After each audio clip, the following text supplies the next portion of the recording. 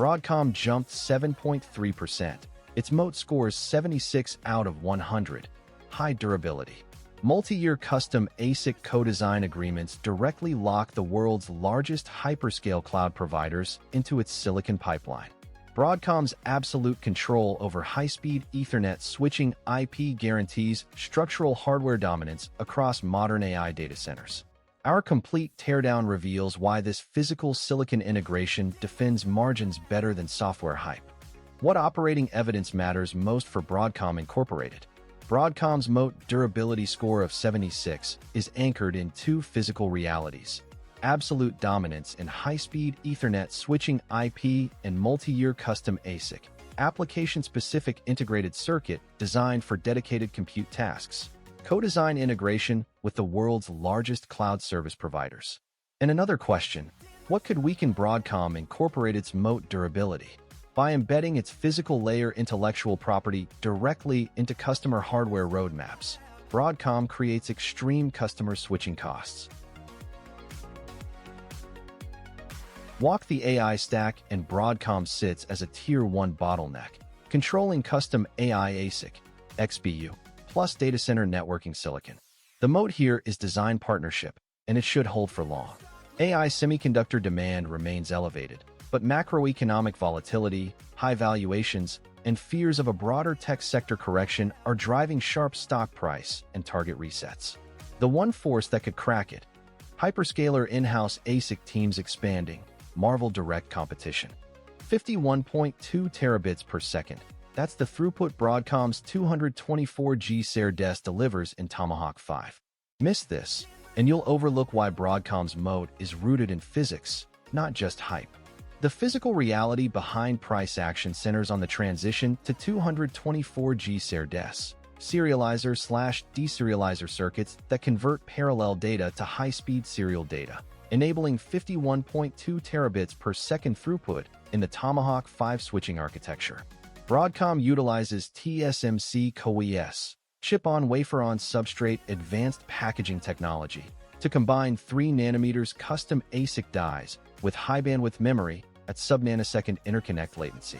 Comparing this execution to direct custom silicon competitor Marvel reveals the operational gap. While Marvel struggles with execution velocity on 1.6 terabit optical transceiver transitions, Broadcom maintains dominant yield percentages across high reticle size packaging substrates. This physical engineering advantage validates the business moat, demonstrating that Broadcom's custom silicon pipeline is backed by hard physical scaling limits competitors cannot easily breach. Takeaway: Broadcom's packaging edge locks in hyperscale demand. Quarterly financials showing modest revenue momentum for Broadcom. Institutional investors are executing a calculated rotation into Broadcom, positioning within an early to mid accumulation phase as macro conditions force a flight toward cash-generative monopolies. Capital Research global investors increased their holdings by 34%, while the American Balanced Fund expanded its allocation by 17%, signaling that elite institutional managers are treating Broadcom as a defensive growth compounder. These institutions are moving now because monetary policy and debt market conditions are reaching a critical inflection point that separates self-funding silicon platforms from speculative hardware plays. The Federal Reserve holding the Fed funds rate at 3.63% alongside a 10-year Treasury yield at 4.75% creates significant financial friction for capital-intensive tech enterprises. With the yield spread at plus 0.47% as the yield curve normalizes, long-term borrowing costs remain elevated. For Broadcom, this high-rate environment acts as an operational filter that accelerates its competitive advantage. While smaller competitors face rising debt service costs that constrain research and development budgets, Broadcom's massive free cash flow allows it to fund advanced 3nm tape-outs internally. Prediction markets on Calsure place recession risk at low levels, giving institutional capital the green light to bid up quality assets. TSMC's June revenue report of 442.7 billion new Taiwan dollars, representing a massive 67.9% year-over-year surge, serves as the leading macro signal confirming that hyperscaler Capex demand is accelerating despite elevated interest rates. On the policy front, Escalating global trade friction and tariff uncertainties create operational headwinds that favor scale. As international trade disputes flare over import duties, Broadcom's established global supply chain resilience isolates it from minor tariff adjustments. Government capital allocation signals, including CHIPS Act investments and national defense technology mandates, continue to channel capital toward domestic semiconductor infrastructure, reinforcing Broadcom's strategic posture against smaller, capital-constrained design houses. Geopolitical tensions represent the primary structural vulnerability in Broadcom's macro environment. With total fabrication reliance on TSMC in Taiwan, Broadcom's entire custom ASIC pipeline for Alphabet and Meta remains exposed to cross-strait stability. Furthermore, stringent United States export controls on high-performance networking silicon explicitly restrict shipments of Tomahawk 5 switches and advanced AI accelerators to Chinese data center clients, cutting off a major geographic end market. Industry data shows NVIDIA holding nearly 72% of cloud accelerator locations, while AMD claims 5.8%.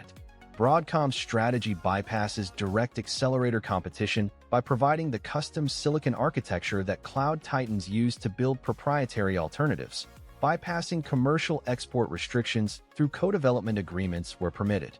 From a social and political perspective, public scrutiny surrounding big tech capital expenditures is mounting as markets demand tangible returns on AI infrastructure investments. This societal shift directly benefits Broadcom's thermal engineering strategy. By driving power delivery down to lower watts per gigabit through advanced packaging, Broadcom aligns with regulatory and public pressure for sustainable compute infrastructure. The macro environment acts as a powerful sorting mechanism. Institutional managers recognize that Broadcom sits directly at the intersection of these macro forces, using macro volatility as a screen to consolidate market share in critical compute infrastructure. At the lab, we trace hyperscaler capital straight to Broadcom's balance sheet. Last quarter, hyperscalers deployed $110.8 billion in total Capex, with Google spending $44.9 billion, Azure at $35.8 billion, and Meta pouring in $30.1 billion.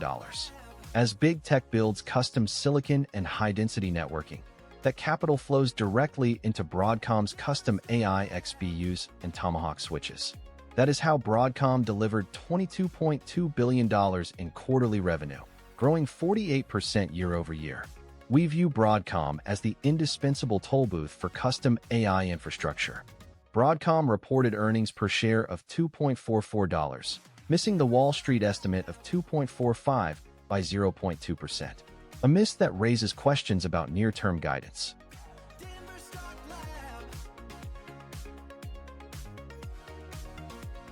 Analyzing Broadcom's quarterly execution across the past 4 periods, we at the lab see a deliberate guidance pattern. After modest beats in late fiscal 2025, 0.5% in Q3 and 2.7% in Q4, Broadcom registered back-to-back fractional EPS misses of -0.9% in Q1 2026 and -0.2% in Q2. Management sets tight bottom-line targets while rapidly shifting mix toward custom AI silicon. The market completely ignores penny-level EPS misses when top-line quarterly revenue guidance accelerates 84% year-over-year to $29.4 billion. Broadcom, custom ASIC, is trending higher at $420.7. Management wants Wall Street focused entirely on a long runway that supposedly locks in hyperscale hardware dominance out to 2028. As Chief Executive Hock Tan explicitly stated during the call, our visibility now extends into 2028. Hock E. Tan, President and CEO, Q2 2026 earnings call. This framing is designed to make investors feel invincible regarding future custom ASIC, application-specific integrated circuit, a microchip customized for a single AI workload rather than general-purpose tasks, revenue. It is also designed to distract from near-term execution metrics. When you decode the public relations filter against hard filings, a clear gap opens up between narrative and insider behavior. Retail traders pushed social sentiment to 100% bullish as the stock gained over 4% on sector-wide relief rallies. Retail mentions jumped 36 ranks on Reddit. But while the crowd buys the headline, internal executives are quietly selling. Insiders sell into strength when they believe public markets have priced in multi-year perfection. Wall Street headlines added to the noise when Goldman Sachs removed Broadcom from its conviction list. Yet smart money filings reveal a totally different institutional positioning strategy from. Capital Research Global Investors expanded its position in Broadcom by 34%, while American Balanced Fund increased its holdings by 17%. What do these massive funds see that retail ignores? They see Broadcom's deep architectural co-design lock-in. Once a cloud provider embeds Broadcom's custom silicon into its data center pipeline, replacing them risks a multi-year delay. Stock rally was driven by short-term retail momentum riding software earnings, but smart money accumulated earlier based on physical hardware integration.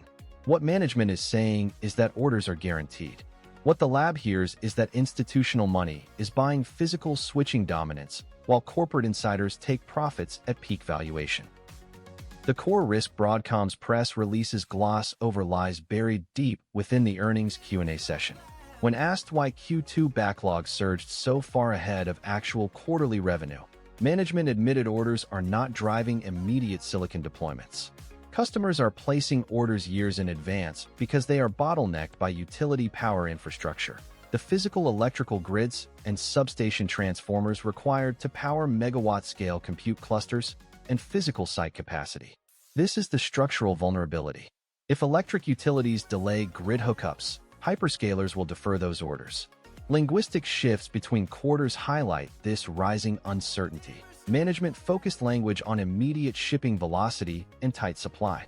The narrative pivoted toward long lead time reservations and facility-level planning.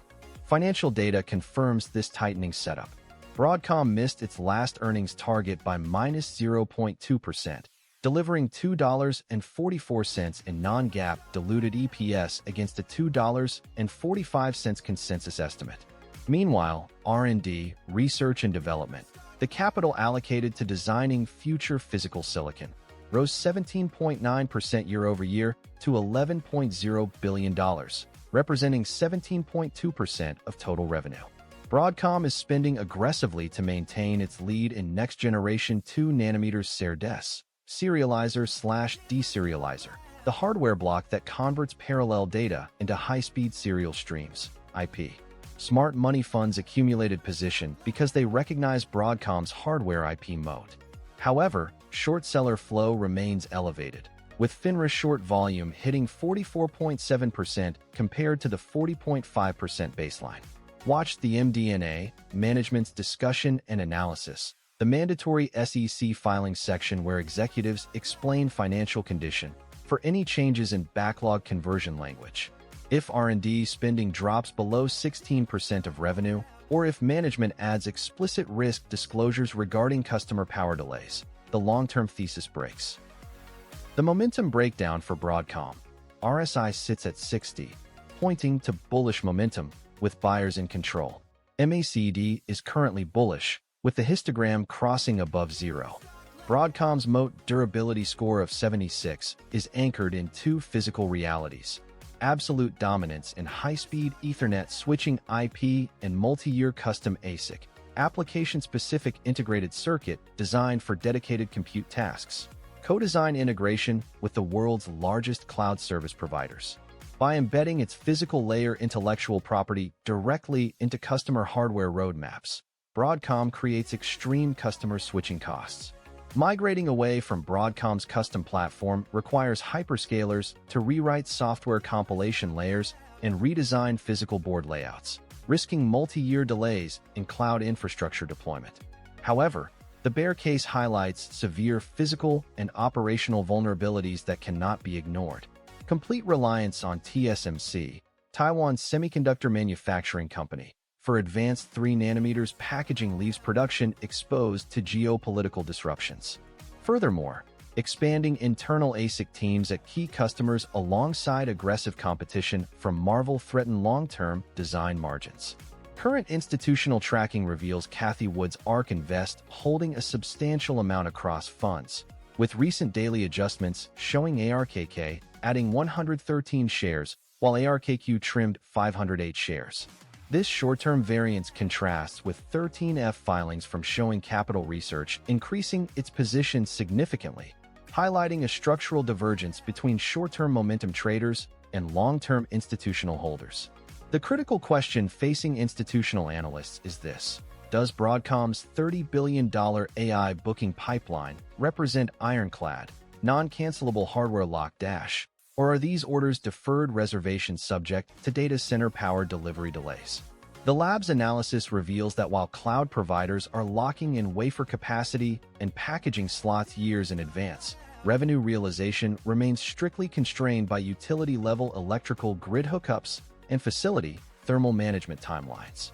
Broadcom provides the critical silicon interconnects, but physical power delivery at the rack level determines the real velocity of deployment.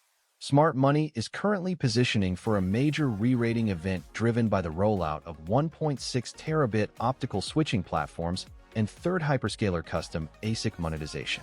To validate whether this institutional thesis holds, the single-sourced operating metric to track over the next 2 quarters is non-AI semiconductor revenue stabilization alongside non-GAAP, non-generally accepted accounting principles, operating margins holding above 58%. If non-AI semiconductor revenue stabilizes while custom silicon volumes expand, it proves that Broadcom's co-design lock-in is absorbing macro friction and insulating gross margins above 70%. If non-AI legacy enterprise storage weakness accelerates while power bottlenecks delay AI ASIC shipments, it reveals that long-dated bookings are vulnerable to deferrals, exposing the stock's trailing P/E, price-to-earnings ratio measuring stock price relative to trailing earnings, of 70.2x to multiple compression. The lab's 76 score reflects structural moat strength that remains dominant, yet constrained by external infrastructure realities.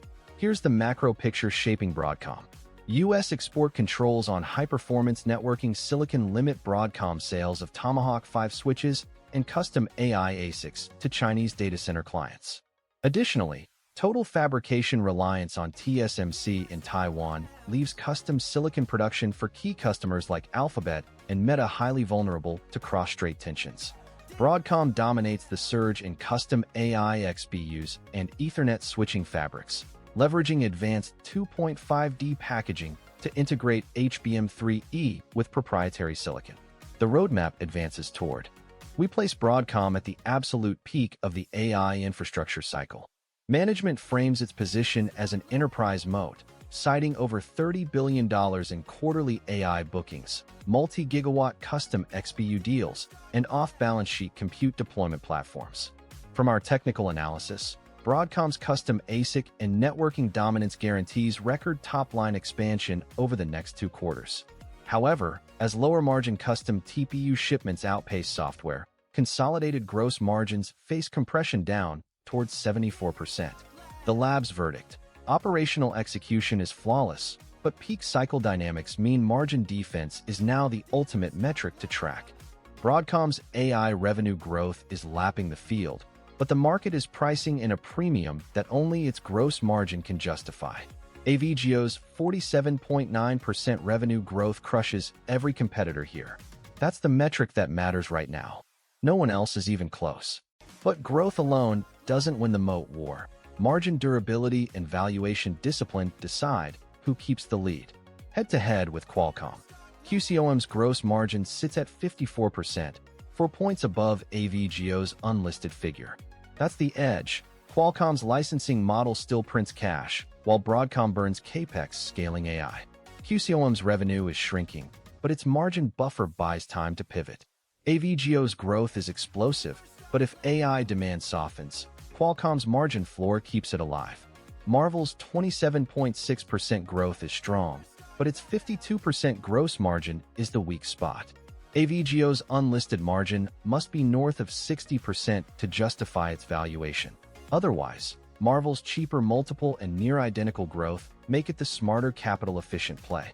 The market is paying 75.9x earnings for Marvell's potential, AVGO's not applicable P/E suggests the street assumes infinite margin expansion. That's a bet, not a moat. Texas Instruments is the margin king at 58%, but its 22.8% growth is pedestrian. TI's analog dominance is durable, but AVGO's AI tailwinds are accelerating. TI's 43.1x P/E is rich for its growth rate. AVGO's unlisted multiple is likely higher, but if AI revenue keeps compounding, the premium is justified. If not, TI's margin stability wins the durability contest. Valuation check.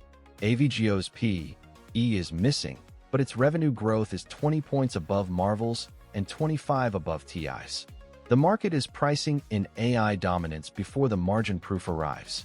Marvell's 75.9x P/E is already stretched. AVGO's must be north of 100x to reflect its growth premium. That's a narrative trade, not a fundamentals trade, yet. Capital efficiency. TI's 58% margin and 22.8% growth combo is the most balanced. Marvell's 52% margin and 27.6% growth is close, but its P/E is too rich. QCOM's margin is strong, but negative growth kills efficiency. AVGO's unlisted margin must hold above 60% to justify its valuation. Otherwise, the growth story cracks under its own weight. AVGO's moat leads today, but the proof is in the gross margin. If AI revenue scales without margin erosion, the premium holds. If margins slip below 60%, the moat narrows fast. The lab's verdict. AVGO's growth is unmatched, but its margin durability is the only thing keeping the premium from collapsing. AVGO's 76 durability score isn't just a number. It's proof their custom silicon moat is widening. Wall Street still treats Broadcom like a generic chip stock, but the real story is in the 5 nanometers die yields and hyperscaler lock-in. Those margins don't lie. Which engineering constraint most threatens Broadcom Incorporated's moat? Give us your evidence. This isn't financial advice. It's engineering-level analysis to sharpen your own research. Markets change. Past performance doesn't predict the future, and you should always verify the data yourself before making decisions. Hit subscribe if you want the raw hardware truth behind every stock move. If you want our full breakdown on NVIDIA, the link is in the description. Stay sharp, the lab out.